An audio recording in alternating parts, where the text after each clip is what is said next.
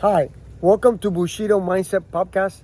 My name is Angel Gonzalez, your host, and today we have a very special guest, Master Bill Heimberger. He was my first Tae Kwon Do instructor back in the 70s, and we're gonna do a little interview, talk about martial arts today. And Bill, thank you for being on our show. I want to thank you for giving us your time. And tell us how did you get involved with the martial arts? I mean, how'd you get started? Well, it's kind of a long story, but in 1961, my brother and we were going to the boxing gym in Miami because I was an avid fan of boxing. And then in my senior year in high school, my mom gave me a list of items to get from the grocery store a couple blocks away from the house, and she gave me $10. Back then, 1960, well, at that time it's 62. $10 was a lot. And anyway, she gave me a list of things to get, and I was walking through the parking lot, the supermarket parking lot, and I saw some guys up ahead, and I didn't pay no attention to them. And I wanted to memorize the items that on that list that she gave me, and so I could hurry up and get the things and get it back to the house. And just as I raised my head, that's when I saw the fist. It was that far away from me and hit me and spun me around. Next thing I know, I'm getting hit from every angle. And to this day, I don't know how I did it, but somehow or another, I made it across the parking lot, and they were hitting me. And I saw a house across the street, and I somehow made it over to that house. And I got up on they had two steps in front of the front door. And I figured, well, I get up on the steps and I could face these guys. And just as I turned around to face them, I got hit in the stomach, and the tallest one hit me in the face and knocked me through the jealousy glass door. And at that time, the people had just sat down to their dinner. As a guy, a big bodybuilder, and his wife and kids. And but two things haunted me ever since then. There's people that saw it happen in the supermarket parking lot and didn't lift a finger to help. And the second thing was I didn't get to throw a punch. And so that haunted me for quite a while. A couple of months later, my best friend, when I graduated from high school, talked me into joining the military, and I did, and then I got after basic training, got stationed at MacDill Air Force Base during the Cuban Missile Crisis. And one day I was in back of the gym. There was a side room, and I saw these guys in pajamas working out. And back then, we never heard of karate or anything like that. But I got to watching them, and I said, oh man, I could use a little bit of that, you know. And I asked the instructor if I could enroll in the classes, and he wouldn't let me do it. So I would go there every day and watch him, and finally, after a couple of weeks, he finally accepted me into the class. And the instructor's name was Colonel John T. Butterwick. And I later found out, some years later, that him and Chuck Norris trained together in Korea. And the style was Tang Soo Do. So I became an avid Tang Soo Do practitioner. Then later on, I was transferred to the Philippines, and while I was in the Philippines, I would travel around. I would go to different martial arts schools, no matter what style they were, and get some added knowledge. And I just loved the martial arts. In fact, as we would go, my friend and I, we would go to the Filipino movies, because all the movies all had martial arts in it. And even though we didn't understand the language, we just enjoyed watching the martial arts in the films. And and then while I was in the Philippines, I had heard some rumors about something going on in Vietnam, and I told my sergeant that I wanted to volunteer because I felt it was our duty to fight communism, and I was inspired to do that because back at MacDill Air Force Base, I saw John Kennedy, and he made such a impression on me. I just thought that he was the best president ever, and so he inspired me, and he's the reason why I volunteered for Vietnam. And a couple days after I saw John Kennedy, he got killed in Dallas, and but he was the main reason why I volunteered for Vietnam. And when I was in Vietnam, and I introduced Tong Soo Do to some of the Vietnamese there, so I continued training, and I just loved doing it. And then after Vietnam, came back to Tampa, and I would go to the Tampa police station. I would train some of the officers there. I didn't do it for money because at that time I just didn't think it was right to charge for something that was freely given to me. I was my instructor told me I should look up Grandmaster Jun Rhee, and even though it was Tae Kwon Do, but it was very similar, and so I did, and so I got involved with the Grandmaster Jun Rhee, and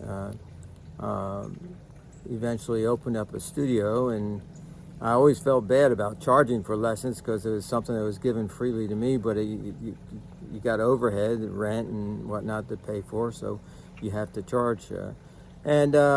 So I never really considered it work. It was just something I loved doing, and especially with the young people. And now, Bill, a lot of people don't know, but Mr. Heimberger, he was one of the pioneers in Tampa to have a school, one of the oldest schools here in Tampa, back in the day. So that's what I joined in 1976. That's when I joined the Jun Rhee Tae Kwon Do, and that was like the first. I believe it was the first franchise, Jun Rhee franchise. Yeah, we never really considered it a franchise. Mr. Rhee and I had an agreement, and that he would allow me to use his name, and because he wanted to continue the Jun Rhee system, and so we would have Grandmaster Rhee come in twice a year for testings, graduations, and interviews with the media and so on, and. So what really attracted you to Jun Rhee system of Taekwondo? What was it about Jun Rhee that you loved, and you really decided to have a school? I admired his philosophy, and I mean, the kicking and punching and everything else is fine, but I really admired his philosophy and the man himself, and his sincerity about promoting quality martial arts, and so I was very, very attracted to that, and so he became somewhat of a father figure in a sense. So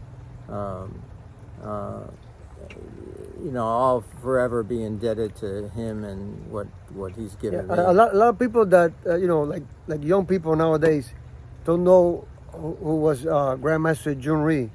He was like one of the first persons to bring martial arts to America. Okay, in 1956 he came and brought Taekwondo. He was like a top Taekwondo teacher, and he came over here.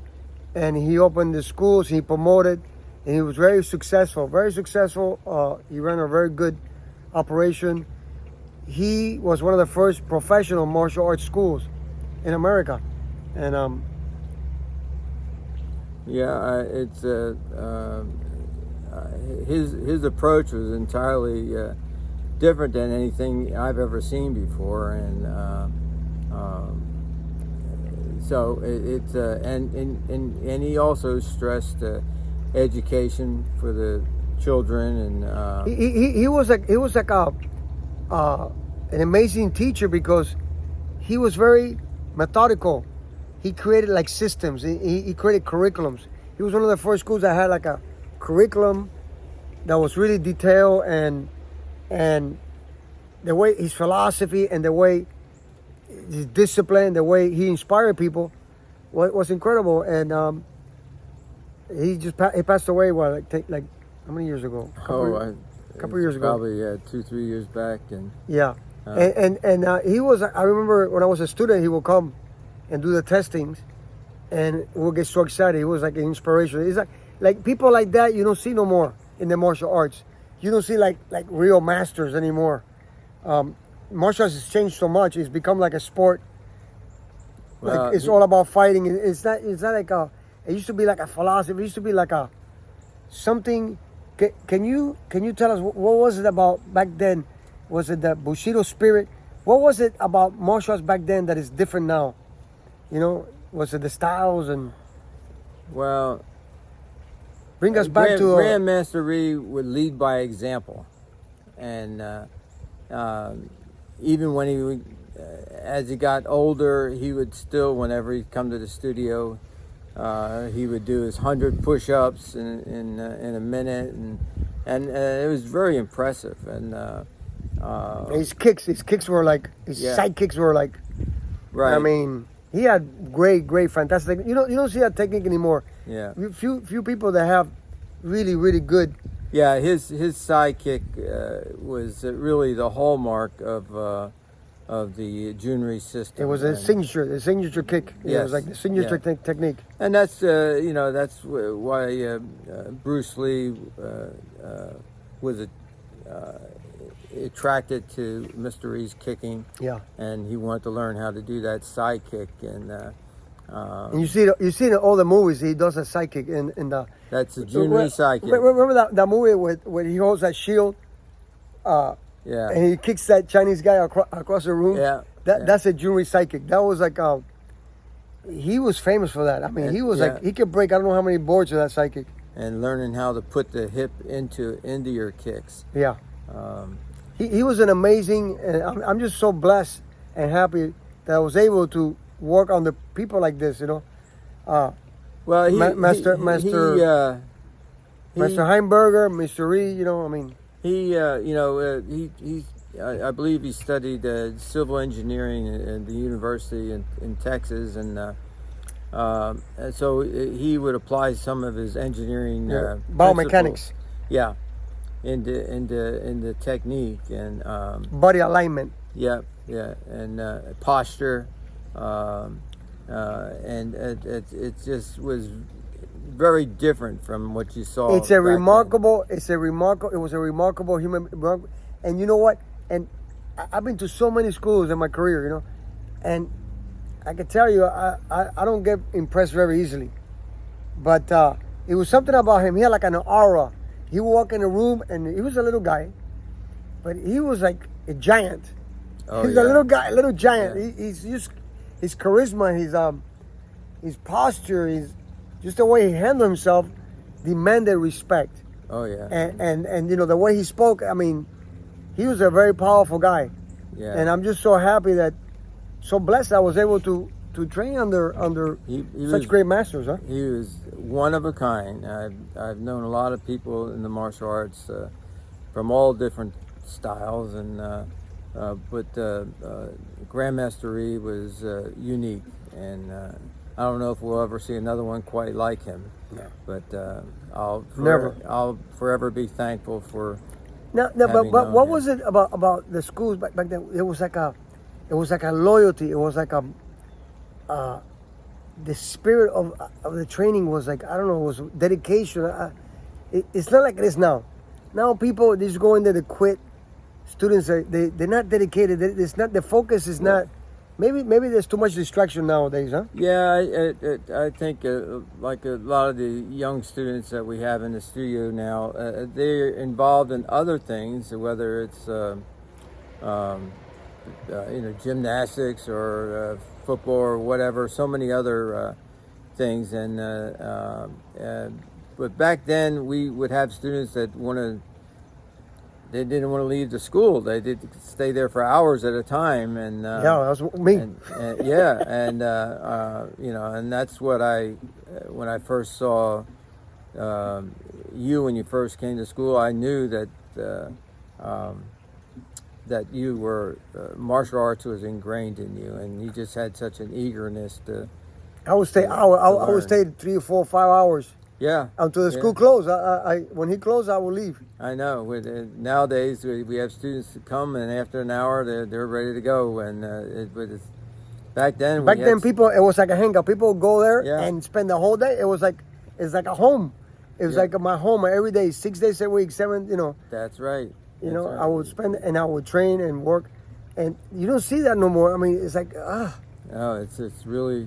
I don't know what it is about now, but back, it was magical back then. I mean, but not only all martial arts was like that. It was people were very focused and dedicated into their style. It was back then. It was styles. It was Tae Kwon Do, it was Kung Fu, it was karate, and people were like, my style is the best. Yeah. And they were, dedicate themselves. Well, this is why Grandmaster Ree, he invented the safety gear that we all use today, and that started the advent of full contact karate. Yeah, a lot of people don't know about this. He invented that safety gear, and that started the advent of full contact karate. We would call it. It's basically really kickboxing. Yeah. And I was sought after by the PKA. To officiate at full contact fights, and I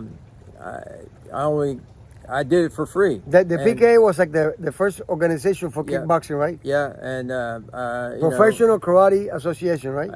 That's right. And the director for the PKA at that time was a gentleman by the name of Niall Clay, and he had informed me years later that. He looked back on his records and he said that I had officiated more fights than anybody in the country, and I never really kept track of it. It's just something I enjoyed doing. I wanted to promote martial arts, and so I did it for free, and I didn't mind doing it. And along the way, I trained a couple of fighters myself, it was great. We really enjoyed going all over the country promoting full contact fighting. Yeah, because I believe the reason why they invented the safety equipment because June Reese at one of his tournaments, one of his black belts at I believe it was Pat Worley. No, Pat Worley. Yeah. Got hit with a spinning wheel kick in the face. Across his cheekbone. Yeah. And he had to have surgery. And then Mr. Reed goes, this will kill martial arts. This will kill the sport and the art. And people get hurt this way. You don't have to suffer. We can train and not suffer and get injured in this way, because you can really hurt somebody with a kick. So he came out with the idea. I think he went boating. He told me one time he went boating, and the lifeguards were made out of this foam that floated. Right. So he grabbed it and touched it and goes, man, maybe this could be the thing for the equipment. Yeah. And that's how the idea came along. Yeah, he had the vision, And he was amazing. The first time he gave me a set of safety gloves, or chops we call it, and I was apprehensive about using it because I thought that this was something for people that really weren't. Because back in the day, we practiced with a bare knuckles, and that was like we don't. Yeah. We like the bare knuckle, you know. That's right. But in reality, if you want to train, the people get hurt all the time. Mm-hmm. So with the equipment, it was more fun. You got to make contact, and then you got to go home with no bruises and less injuries. Right. Yeah. Because people used to get the retention was terrible in martial arts, right? Yeah, it was. The schools were small because people, they will get hurt. Sparring, no equipment. Yeah, because we had to pull our punches and kicks, and a lot of times accidents happen. There was no kids in the martial arts, right? We had children in classes back then. No children in class. It was like all adults. Yeah. What was that, like the age, like 18, 20? You know? Yeah. And if you were 16 years old and you wasn't there, wow, you're young, wow. Yeah. You know, like. Yeah, but that was the and no women in the martial. My wife, I think, was one of the first. She's one of the first in our studio. She was spar with guys. Yeah. She would kick the crap out of men. Mm-hmm.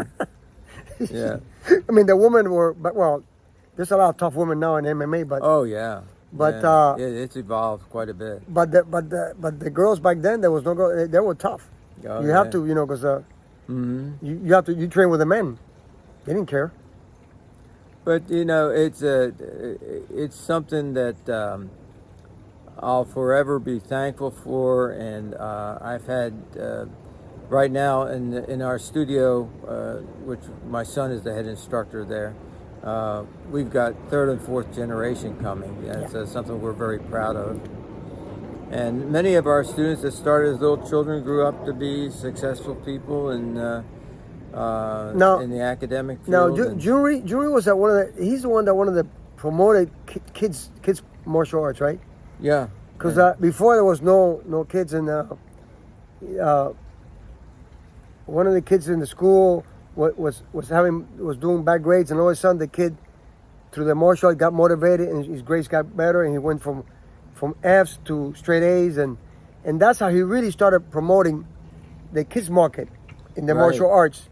And that's why there's a lot of kids now in the martial arts, because Mr. Reed focused in promoting the children's market, and he taught a lot of instructors how to teach the kids.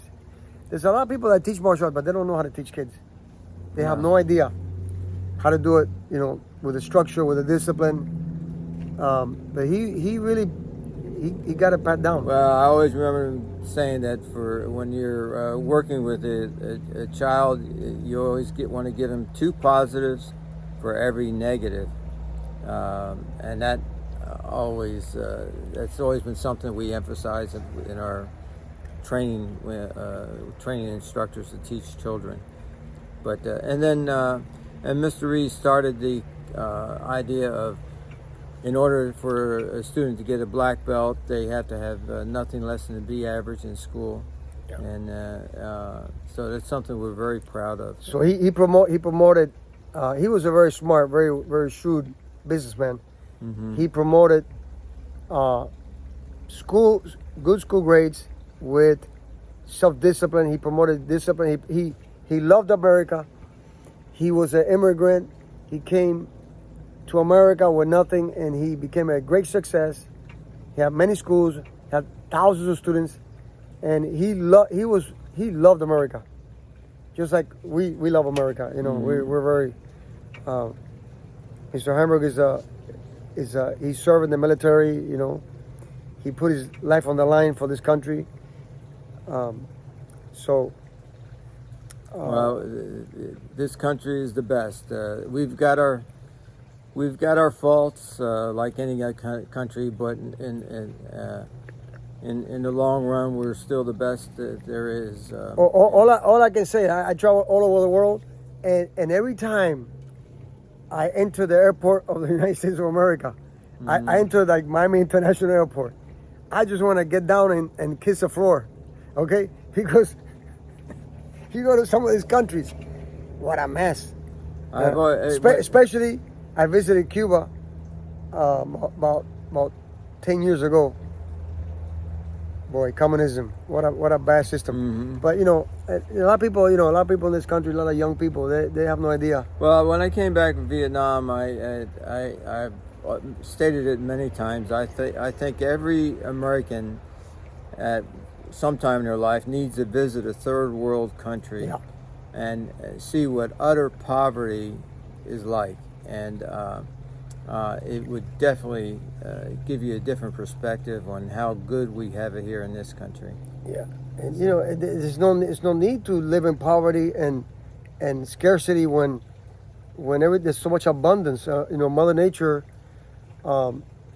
When you have freedom, you can choose if you want to be poor, rich, if you want That's to live right. a life with dignity. You don't have to be a millionaire to live a life with dignity. You can, you can work in a regular job and give your family, food on the table, a place to live. I mean, basic necessities that humans need. In this country, it's the system. It allows us to do it. Well, we've got so much to be thankful for, and we've been blessed. And I just hope and pray that many people in this country come to realize what this country has to offer, and at this point in time, I'm concerned about our country. I'm almost optimistic about life. I'm a very positive person, and I'm hoping that everything that is negative can turn around to be a positive thing. Yes. But I have hopes for America, and I tell you, martial arts is something that everybody should get involved. What is it that martial arts do to people? How does it build the spirit? I want to hear your thoughts about this. Well, it's it changes your attitude, and attitude is so important. I've had many students over the years that may not be as physically gifted as someone that's more or less a natural athlete, but because of their positive attitude, they would persevere. And that attitude carries them over into whether it's their personal life or professional life, family life, whatever. So it's all about changing your attitude and also being thankful for what we have. But because once people start training in martial arts, they start feeling better about themselves, become more confident and focused, and they become better people. Right. And it's just an atmosphere of respect, atmosphere of positive attitude and energy, an atmosphere of when you overcome your weaknesses, and you can realize the power that's within you, what you can do. With the martial art, you can harness the force that all of us are born with, and express it out, and then you realize, boy, I can do things in life. I'm not that weak. I'm not that stupid. I'm not that. Yeah, you find out what your strengths are, and you capitalize on what those strengths are, and that's what martial arts help you do. Like when you first start learning the psychic, and you do the psychic, and then you have no balance and no power, no strength. But once you start developing the technique, and you start hitting that bag, and that bag just flies in the air, and you start feeling that, from that those pangies pop, and you feel the power, and you go, whoa, I have something in me that I can use. I'm not weak. I can do things because I have. Once you realize that, that's it. It's over. Game over. You can do things. You can, whatever field you're in, you can just run with it. And once you've been involved in martial arts for a while, your awareness factor increases tremendously. And as far as self-defense is concerned, because of that awareness factor, you see things that could possibly happen, And you don't even have to use it. and you learn how to avoid it or talk your way out of situations to where you don't have to get in a physical confrontation with someone. I think physical confrontation is you have no lack of control. You can't control yourself, or you when you have fear in your life, you attract bad things to you. It's like when you're afraid, when you don't walk with confidence, when you don't express yourself, then people are gonna pick on you. The bullies, there's no such thing as a bully. You create, when your insecurity brings bullies to your life. People will pick on you, because all of us want to be strong. That's a natural. Right. Right. Then a natural self is to want to be strong, want to be capable. Any human being wants to feel that way. Wants to feel the power. Right. And when you don't have it, you feel less. And I can't tell you the number of times I've had people or parents that have told me about situations that their child has gotten into, and because of their training at our studio, they were able to defend themselves. And I always will remember one instance. There's a very pretty girl, and that was a student of ours, and her name was Heather, and she was attacked one day after school in a high school in this near here, and by an individual, and she broke his jaw, and with a round kick, kicked him in the face, broke his jaw. Anyway, every now and then I'll still get a call from her mother thanking me for the training that she received at our studio. But it wasn't just her. That must have been a hell of a kick. Oh my gosh, I couldn't believe it, because the guy that he was one of the football players at the high school that she was going to, and but the confidence she had to defend herself was great. And so anyway, her. I mean, I have thousands of students, but he had more students than me, because he's been doing it. Yeah. For how many years you've been? Oh gee,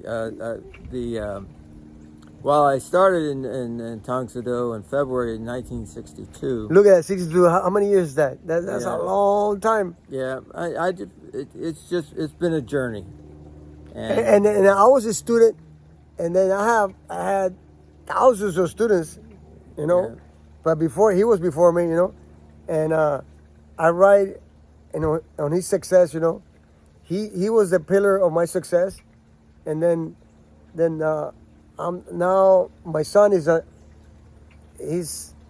continues his son continues his legacy.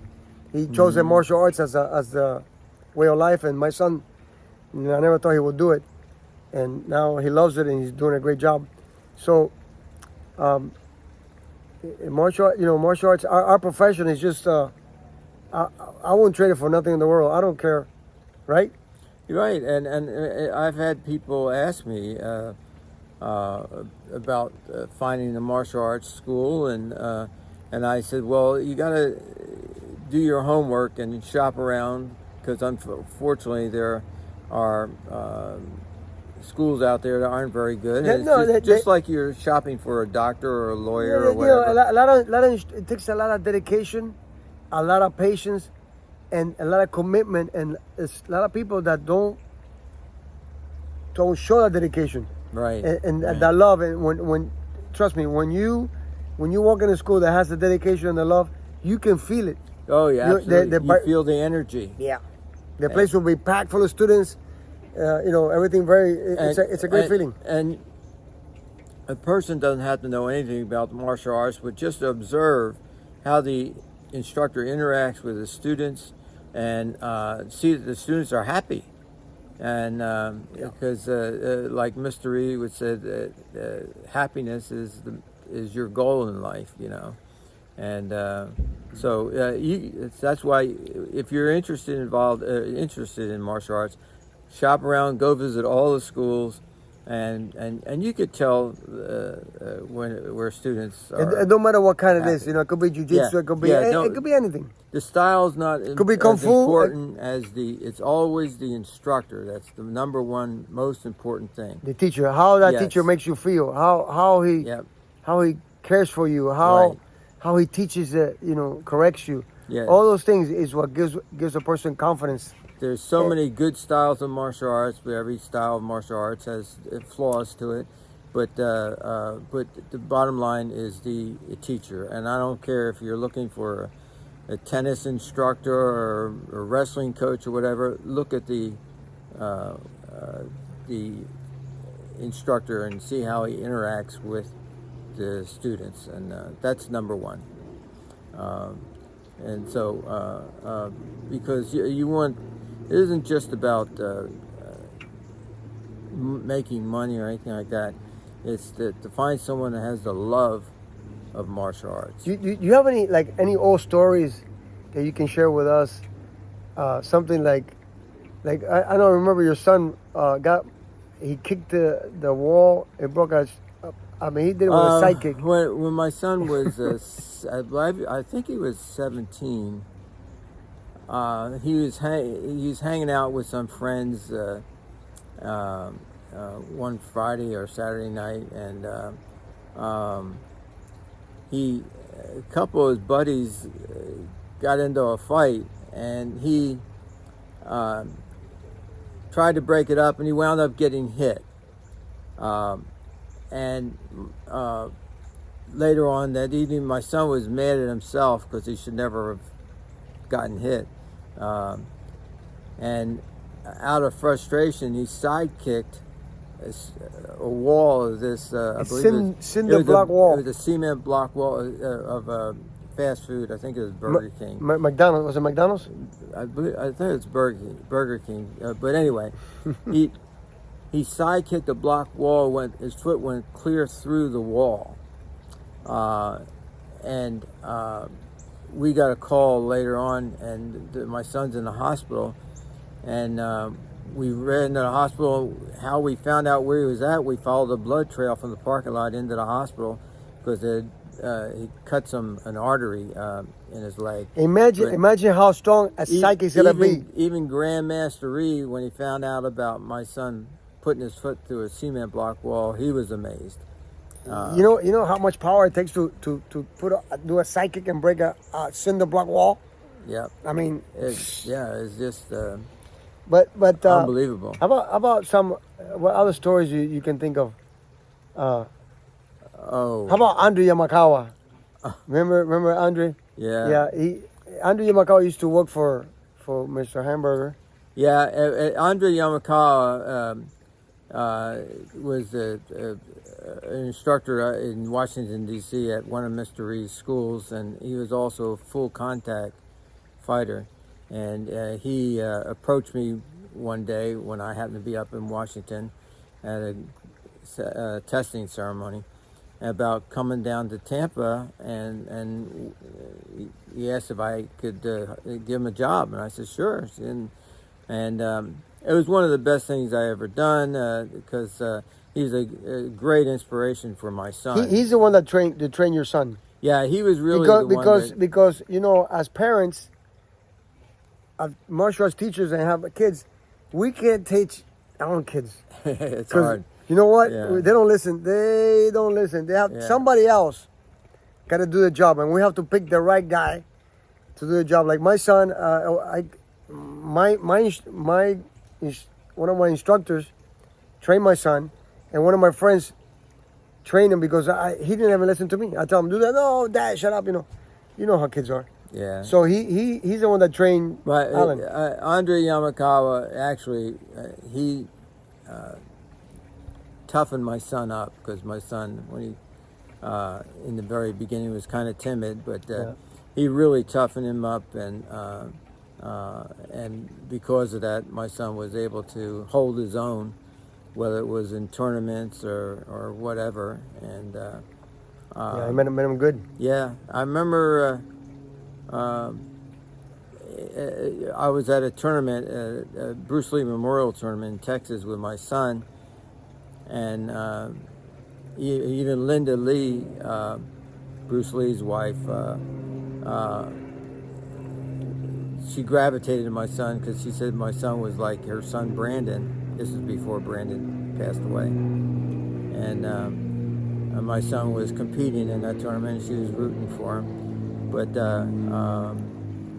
it's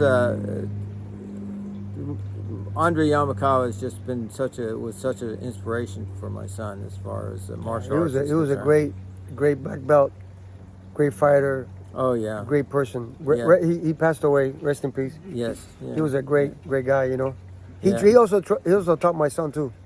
When my Yeah. son was like 7 or 8 years old, he would come to the house and yeah, because like I said, I couldn't train my kid. Yeah, He never listened to me. You know, I mean, yeah. but I got him some good teachers. And, you know, and some years later, I had told my son that he didn't have to go to work in the martial arts. He could pursue something else, and but my son didn't want to do that. He wanted to. He felt it was his mission to teach martial arts, and one of the main reasons is because of Andre Yamakawa, and because Andre was a 100% devoted to martial arts training. Yeah, a lot of the people that work with Grandmaster Jun Rhee, once they went in there, they were forever. They fell in love with it, and they just, you know, it's like me. I dedicated my whole life to. I do this every day. Mm-hmm. Yeah, we don't get. I've never really considered teaching martial arts a job. You know, it's never been work. It's just like people say, "Well, are you going to work today?" I said, "No, I'm going to the school." And that's not work. We don't work. We're blessed. We get to work. We get to perform in a clean place, and we're inspiring people and making them feel good about themselves. People That's love not us, work. respect us. Yeah. It's an atmosphere of. It's a fantastic life. I mean. I can't say enough about it. You know, I don't care if they offer me all kinds of money. I mean, I could be, you know, with the principle, you can be successful in any field. I'll be successful in anything I do. Yeah. Because, you know, once you get the right, like what Master Heimberger says, the right attitude, you can succeed in everything. It's on your mind. But I have many opportunities, many different for other businesses, and I go no. I'm sticking to what I love, you know. Yeah. Because then you're not working. You know, your life is. It's not work. You know? Work is not a good word. Yeah, we don't work. It isn't. It isn't. And it's something that you could you feel good about yourself, and knowing what a difference you've made in somebody's life. Yeah. You know. Because real living is giving. It's when you give, when you feel the best, you feel good about yourself. Because we're not gonna last forever. Huh? No, that's right, and that's why it was Grandmaster Rhee used to tell me that he was going to live to be 120, and because he based it on, like in the days of Noah, the biblical times, people lived longer and whatnot, and we always thought he would, because he was always in such a great shape. No matter where he was at, he'd always exercise and but we all know that when that time it comes, when our mission here is done, we exit. You know, we can live 100 years or we can live 20 years. You never know. Yeah, it's what you do. Look at Bruce Lee. That time. Bruce Lee was here. He died young. You know. Yeah. And but he did a tremendous impact. Yeah, and it's not how many years you live; it's how well you live it. How you doing? You like, you know, what you're doing with your life. That's exactly right. It's how well you live it, so, and you want to leave a positive mark on this earth. And Grandmaster Jun Rhee did that to me, and also my original instructor, Colonel John T. Butterwick. He was like a father to me, and I'll forever be thankful to him also. So, again, I can't say enough about martial arts and what it can do for Well, people. I can't say enough about you. You've been an inspiration to me in my life, and I want to thank you. And Well, and you're like, you know, you're like a son to me. he's my daddy. But I want to thank you for sharing this. Well, it's been my Wonderful. pleasure. And if you're ever in Tampa, come and visit Mr. Heimberger. His school is in the Wesley Chapel. in Wesley Chapel. Okay, look him Right. up as Bill Heimberger's Martial Arts. He's a fantastic teacher, and I'm just blessed to be his student. And Yeah. have a fantastic life.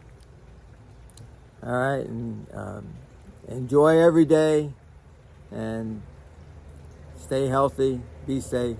Praise God. Amen. All right, take care.